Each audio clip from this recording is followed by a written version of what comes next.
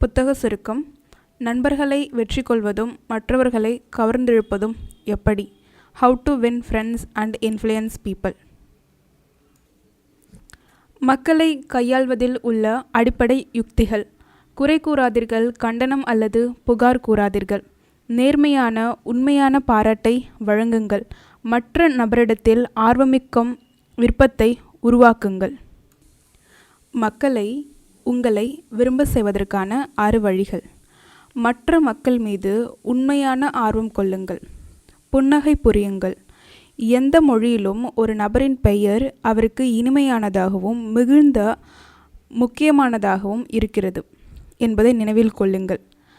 மிகவும் சிறந்த கவனிப்பவராக இருங்கள். மற்றவர் அவரை பற்றி பேச ஊக்கமளியுங்கள். மற்ற நபரின் ஆர்வத்தை அடிப்படையாக கொண்டு பேசுங்கள். மற்ற நபரை முக்கியமானவராகவும் கருதும் உணர்வை உருவாக்குங்கள். அதனை நேர்மையான உண்மையுடன் செய்யுங்கள்.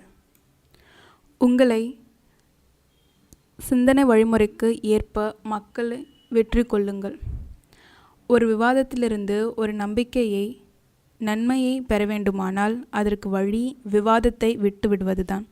மற்ற நபர்களின் கருத்துக்களுக்கு மதிப்பு கொடுங்கள். நீங்கள் தவறானவர் என்று ஒருபோதும் கூறாதீர்கள்.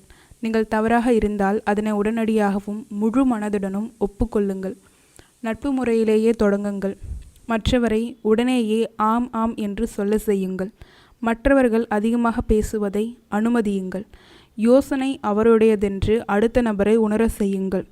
விஷயங்களை மற்றவர் கருத்து நோக்கில் நேர்மையான முறையில் காண்பதற்கு முயற்சி செய்யுங்கள். அடுத்த நபரின் கருத்துகளுக்கும் விருப்பங்களுக்கும் கருணை உணர்வோடு இருங்கள். பெருந்தன்மையான நோக்கங்களுக்கு வேண்டுகோள் வையுங்கள். உங்கள் கருத்துக்களை காட்சி முறையில் முன்வையுங்கள். சவாலை ஏற்றுக்கொள்ளுங்கள். ஒரு தலைவராக இருங்கள். ஒரு தலைவரின் பணி உங்கள் மக்களின் நடவடிக்கைகளையும் பழக்க வழக்கங்களையும் மாற்றுவதை உள்ளடக்கியுள்ளது. அதனை அடைய சில யோசனைகள். பாராட்டுடனும் நேர்மையான புகழுரையுடனும் தொடங்குங்கள். மக்களின் தவறுகளுக்கு மறைமுகமாக கவனத்தை கொணருங்கள். மற்றவரை கிண்டலாக விமர்சிப்பதற்கு முன் உங்கள் தவறுகளை பற்றி பேசுங்கள்.